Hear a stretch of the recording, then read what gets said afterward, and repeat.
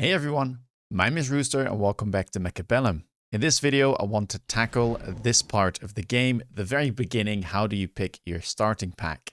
Now, obviously two things matter when you pick this, and it's the specialist and the starting units. Out of those two, the starting units are going to be the most important and are going to be what drive the decision making. At least for high MMR players, that's what I'll be looking at. So before looking at what specialists there are, I will often be looking at what units are being offered.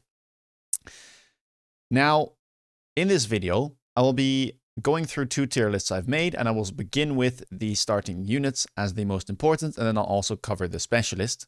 I will try and explain as best I can why I put the packs and the specialists where I put them, and hopefully that will give you some indication of what packs you might do well with. Keep in mind, all of this also kind of comes down to personal preference, so none of this is an objective truth, but I think that I've got a pretty good, at least baseline reasoning for why I put all of these packs and specialists where I put them. So let's get to it and start with the unit packs. All right, so here is my tier list for the starting units. Now, how did I come to this? I think that there are a couple rules for why starting packs are objectively good. And that is, one, they contain units that you want to keep. So units that you will want throughout the game will be good in your starting pack because you won't want to sell out of them and they will always be useful deployments.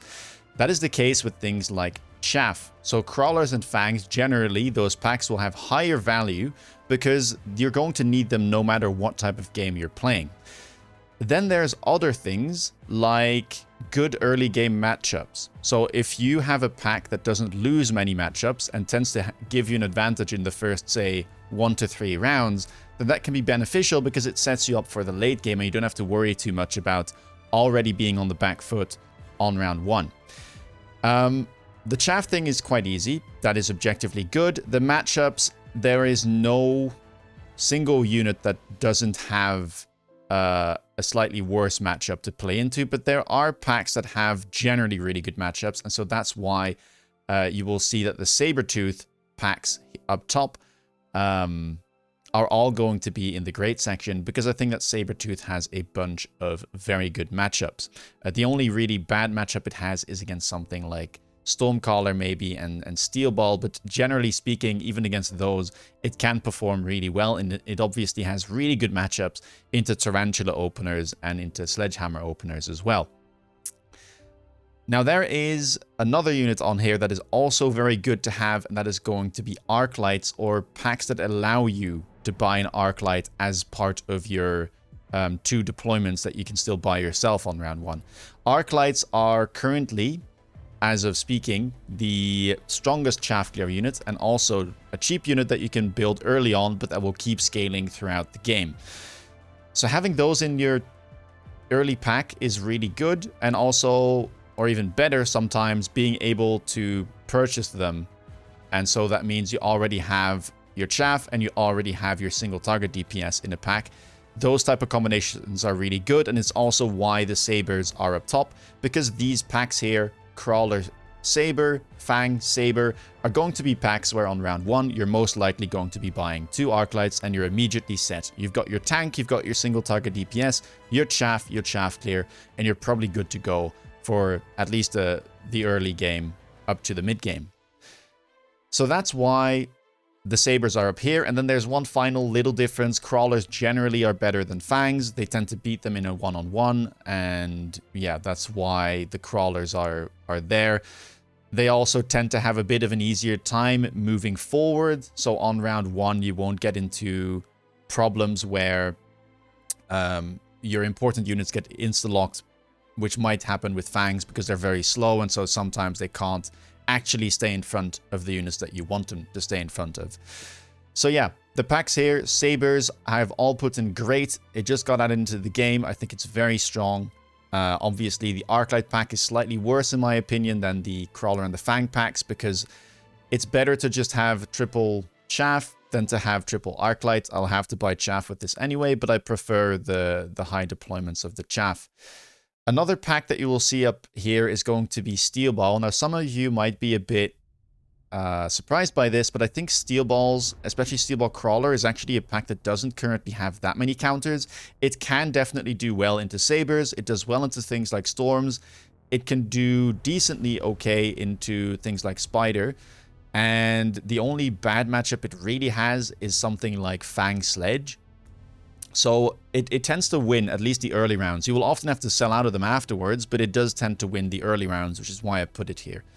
Then there's the Stormcallers. Now, if this was a list where I was trying to talk about both aggro or aggro separately and standard separately, I think the Stormcaller packs would all be S tier or great for standard. I still think Stormcallers in standard are the best pack you can get. However, it can struggle into aggressive pushes, and so that's why I put them in good. They still do well, but they are slightly worse into that, and yeah, you can't really dictate what you're going to be up against with Stormcallers, right? Whereas with Sabertooth, I think it is better on aggro, but you get to choose that. You can position your units close to the line. You can't prevent your opponent from doing so. So that's why all of the Stormcaller packs here are going to be in good, because I think if you're in a long-range game, fantastic, and if you're in a aggro game, your only really bad matchup is going to be like the fast packs, so something like Crawler, Steel Ball, but that's about it. Again, chaff packs better than the packs that don't have them. Same reason here, there's going to be Arclight and Steel Ball because there's no chaff and you don't really need the third Arclight most of the time. Then we go to the OK packs.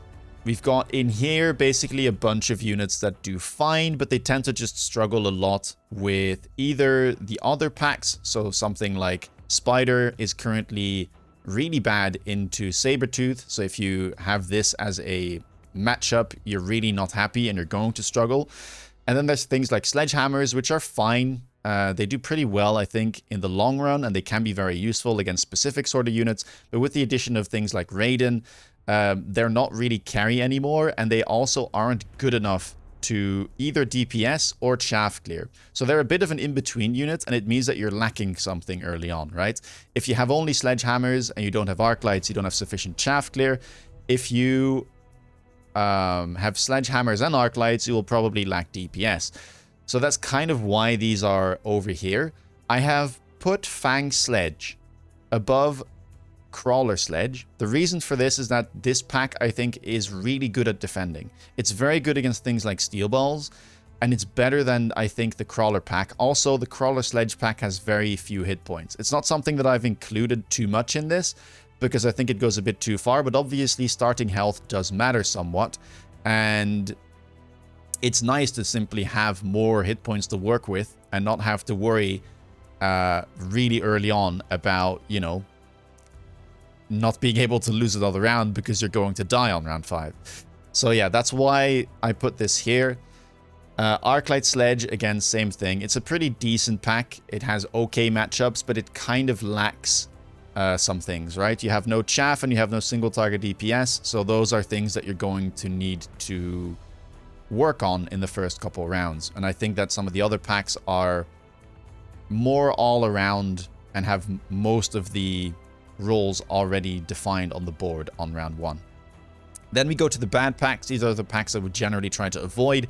You will see a bunch of no chaff packs in here, things like Sledgehammer Marksman, Spider Marksman. Again, here I think probably I should have put the Marksman with the Sledgehammers perhaps even after the Spider Marksman, because here you lack chaff clear and chaff. So either you buy Arclights on round 1 with this, which is fine, but then you don't have chaff, so you're going to spend the next turns using your deployments for that. And yeah, it's just not great. It's the same here. Also, Marksmen are not always the best. They do okay in long-range games, but they're not the best defensively. And so I think that there are better single-target DPS options available, and often the game will offer you those as well in the free unit drops. And then, yeah, the starting Marksmen just don't do too much. Then there's Mustang packs. There's only 2 of these in the game. It's Crawler Mustang and Marksman Mustang. These are both bad because Mustangs, even though that they are great units in the mid game, they're not great to start with. Mustang is really dependent on techs like range, but you can't afford those early on, and they're not good enough on their own, much like sledgehammers, to deal with all the chaff. They're not good enough to clear crawlers on their own, and they don't really have DPS either. They get absolutely chewed by arc lights early on, and arc lights happen to be very strong, so yeah, it's just a bit of a nightmare to start with this. You don't have enough of a front line. They're not tanky like sledgehammers can be. You just lack a lot of everything. Mustangs are good later on, but not to start with. So that's why you see these here. Crawler Mustang is slightly better because at least you've got the triple crawlers, which will be useful. Mustang Marksman, though, has long been considered by almost everyone in the Heimmark community to not be a good pack. So yeah, I would try to avoid that at all costs. And then we have a bit of an outlier here, because you might say, but Rooster, all of these are relatively consistent in terms of the chaff packs being better than the non-chaff packs, but Steel Ball is all the way down here with the Fangs, even though the other two packs are all the way up top. Reason for this is that Steel Balls and Fangs just don't work together. They really don't. Steel Balls are way too fast for the Fangs, so it's really hard to position the Fangs in such a way that they can work together with your Steel Balls. And so that's why this pack to me is just not great. And yeah, I much rather would play one of these up top so that I can pair the Steel Balls with the Crawlers. Alright, I hope that this is somewhat useful to you. Let's move on to the Specialist now, because I've got a tier list for that as well. And here is my Specialist tier list for the beginning of Season 2. Now, there is a bit of a trend here in terms of what has made a good Specialist, and that's often going to be either, or it's often going to be related to economy. So, economy specs tend to be better because they give you the tools, or they give you just resources that you can then use to buy whatever you need, whether that is levels on units, whether that is new units, unlocking them, whether that is getting new techs. All of that is very useful and is a core aspect of the game, so getting more resources is valuable. And so at the top here, you will see Typhoon spec, Farseer spec, and Giant spec. Rhino spec is there as well. I put it in good, but it's sometimes comes close to being part of the greats. All of these specialists do something to boost your resources. So Typhoon, Farseer, Rhino spec, they all give you a 300 cost unit on a specific round in the game. Now Typhoon and Farseer spec do it on round 3, whereas Rhino spec does it on round 4. That's why I put these guys up top. They also have the added benefit of giving you a unit that can only be obtained through free unit drops. So oftentimes they will deny your opponent from being able to get something like a Typhoon and Farseer. And yeah, it's just a really strong turn 3 addition to your board. And then on top of that, you can always sell it, retrieve the resources, and then reinvest those after having used the tempo, right, that's been created on round 3 for you. Same thing for Rhino spec. It comes a bit later, but it still allows you to have one good tempo turn, perhaps, get a round win off of that, and then sell it and reinvest the resources elsewhere. Giant spec is a bit different, but it allows you to unlock giants for free, which can quickly ramp up. It also means that you don't get punished too hard for buying the wrong giant, because you can simply buy the one that you wanted to buy, or that seems to be better after having played a round or two. And yeah, it can quickly add up. We also just got Raiden into the game, which is very powerful. And yeah, just more giants to unlock, really. So more benefit to be had from this specialist.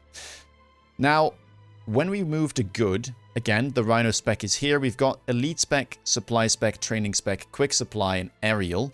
A lot of these do much of the same as the ones in the Great section. So we've got the Quick Supply, we've got the Aerial Specialist, which allows you to unlock units for free and get something out of that. We've got Supply spec. Those are also Econ specs, but I think that they're slightly worse because they often take a bit longer to set up or to get the same amount of value as these ones. So Supply spec, for instance, on round 3 will only have gotten 150, whereas these guys already give you 300 plus whatever the unlock cost of the unit was. Quick Supply is the other way around. It gives you all of the resources immediately, but it's a bit less.